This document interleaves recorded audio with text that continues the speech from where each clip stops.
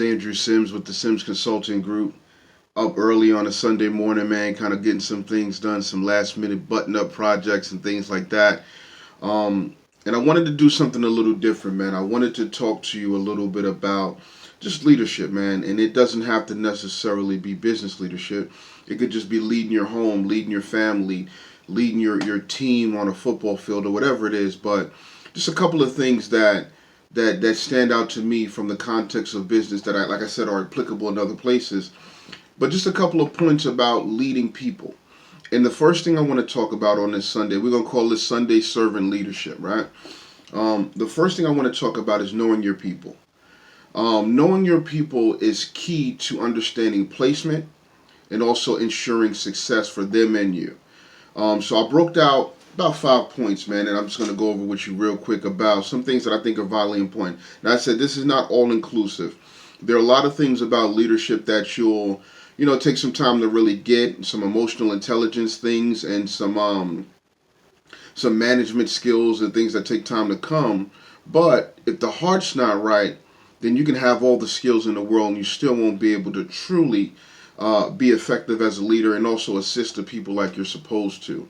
So the first thing I want to talk about that I stress to especially new managers and new fathers, new husbands and things like that is understand their value. A lot of times in business in particular, we think about value in terms of what you bring to the table. And that's true, right? You look at a person's resume and you say, man, you've accomplished this, you've done that. You command this certain dollar amount, right? Because of the skills you bring to the table or the success or the sales numbers and all those different things. But before we get to that, you have to understand their value intrinsically. I'm a believer. So again, we're going to take this from the aspect of a believer. They're a child of God first. Whether they acknowledge it or they don't acknowledge it is up to them. But at the end of the day, they're a child of God. So they hold value. And by that, they have a purpose. So your job as a leader is to either help them fulfill that purpose if they know it, or to uncover that purpose if they don't. So the first thing is you want to understand their value, their intrinsic value. They're born, so they have value. God created them for a specific reason and purpose. Part of your job is to help them, help you yourself have to understand it, but then to help them understand it as well, because this world is designed to tell people their value is in a whole lot that has nothing to do with really why God created them. Their value is in the car they drive. Their value is in the neighborhood they live in. What they have in the bank account. Now, all those things are important, but they don't necessarily convey value. The second part is to increase their value. They should leave you better than they came to you. And whether it's your children especially, they're born into this world, you have to teach them things, train them in certain ways, and prepare them for what's going to come after they leave your house. Well, the same is true for a person that you're leading in a business aspect. They come to you with a set of skills, right? And you have their resume in front of you, and it has a list of items that they're proficient at. They may not be expert level, but they're proficient. Well, you need to increase their ability to perform in those areas, and also help them build or attain some new areas that are going to make them more marketable and more valuable, because that's a testament to your leadership. People should be better after they spent time with you than before they did. Like the disciples. The disciples were hundreds of folds better than they were after they spent time with Jesus than before. And people would always say, man, they can tell they were with Jesus. So there was a difference in being under the right leadership, because it pushes them into some uncomfortable areas, but it makes them better along the way. The third thing, man, and I don't want to be too word. The third thing is be destination minded, and not in the aspect that we think. How do I say this? It's not let's get it done by any means necessary. That's not what I'm talking about. I'm talking about seeing them from an aspect of they have this place that they're trying to get to in life, right? I was talking to another young manager maybe a couple weeks ago, and it was like, man, how many people on your team want to sit in that same seat for the next 20 years? Nobody wants to be. Let's just say nobody wants to be a telemarketer for the next 10 years. Nothing wrong with it, but let's say you got you're in the telemarketing arena, or a project manager, a junior or a junior project manager for their entire life. Some people want to be senior, some people want to be CEOs. It's up to you to uncover what their ultimate goal is and help them achieve it. Because again, they're shooting for their aspirations. Now, again, they want the company to be successful, right? That's fine. Most people want to come in, they want to do a good job, they want the company to do well. But there's a goal that they have in mind. There's the motivation is what they also want to become too. So when you're looking at your team, you have to know their destination. For instance, if you know somebody on your floor that's currently an account representative wants to manage the place, gear and groom them in that direction. They'll perform better, they'll be more loyal, they'll take the work seriously, and overall productivity will just be better. So you have to groom them in the way that they want to go. Be destination minded. And they have to understand, hey man, why are you making me do this? Well, you told me you wanted to be the manager. You told me you wanted to run this company or start your own company or build your own business. Well, this is a part of it.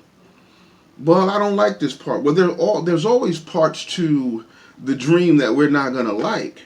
But my job or your job as a leader is to teach them those things, to at least have them experience those things, to get them better prepared for where they want to go. Because a mark of a good leadership is legacy.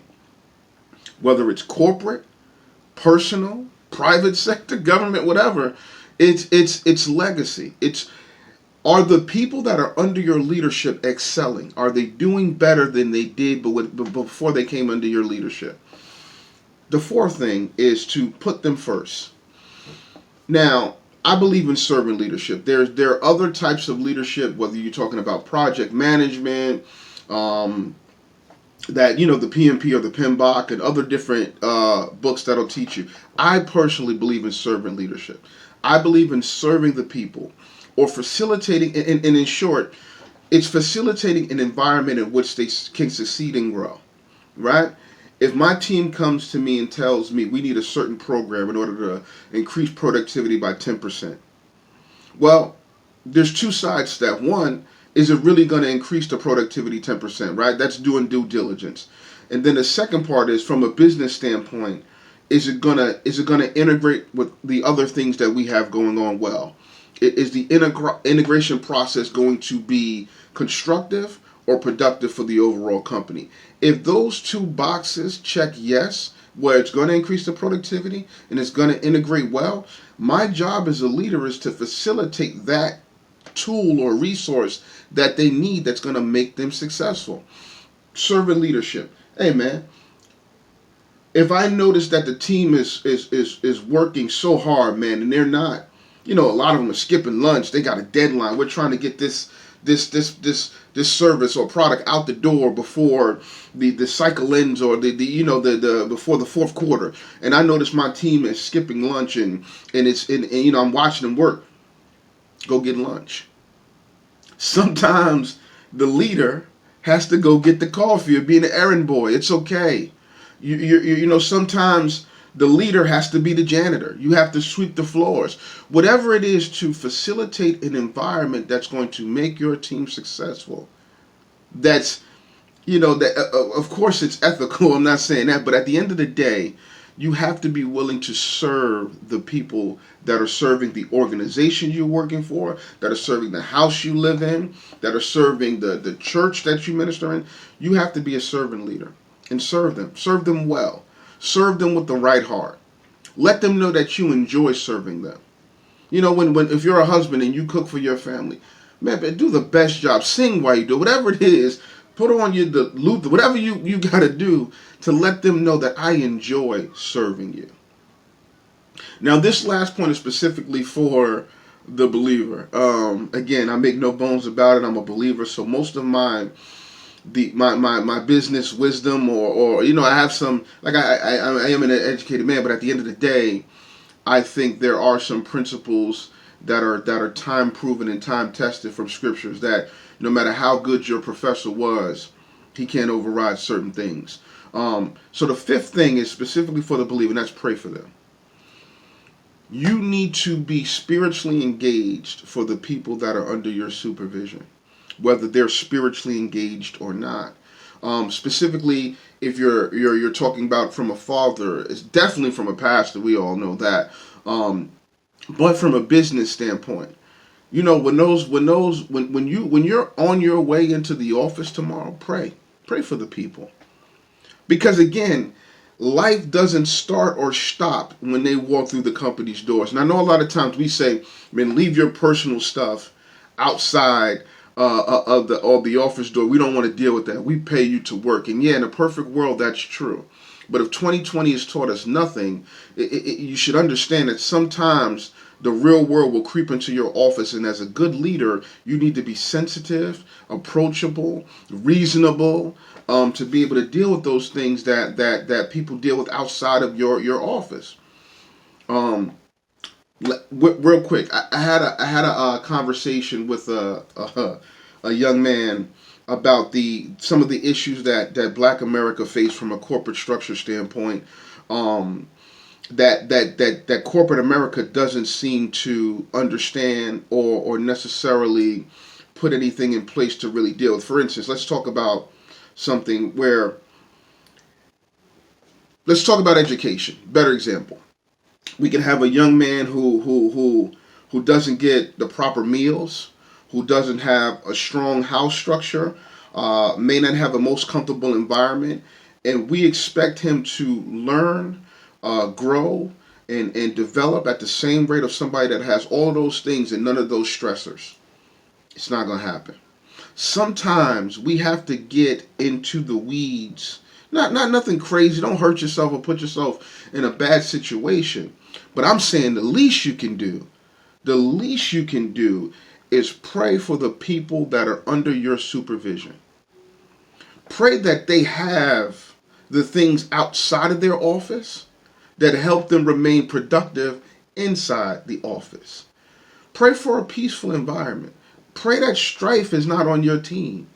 Pray that they got enough money to pay the bills, because let me tell you something. I've sat there in the office where you didn't know how you were going to pay the rent, but you working 40 hours a week. You're not your most productive at that time because your mind is in two places. I'm saying to you as the leader, pray. Pray for them. Pray for them. It's very simple. Pray for them, pray for the environment, pray for their families, pray for their success, and then do those other 4 points as a starting point to help facilitate something where they can grow. So again, that's just my little tidbit on servant. What did I call it? Sunday servant leadership, or servant leadership Sunday, or something like that, man. But just 5 points, man. Know your people, understand their value, increase their value, be destination minded, put them first, and then pray for them. Pray for them. Very important, man. Once again, this is Andrew Sims with the Sims Consulting Group. Got a couple of things I need to button up, man, but then I'm going to go and enjoy my family on this Sunday. And I hope that you and your family are safe and well. And 2021 is the year that dreams come true, man. Let's make it happen. Peace.